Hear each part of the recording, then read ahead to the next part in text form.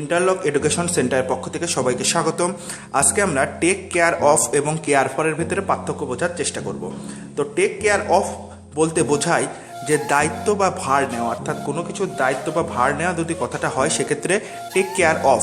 R care for বলতে পছন্দ করা বোঝায়, যেরকম he does not take care of his money, সে নিজের টাকার দায়িত্ব নিতে পারে না। তার মানে এখানে টেক কেয়ার অফ মানে দায়িত্ব নেওয়া।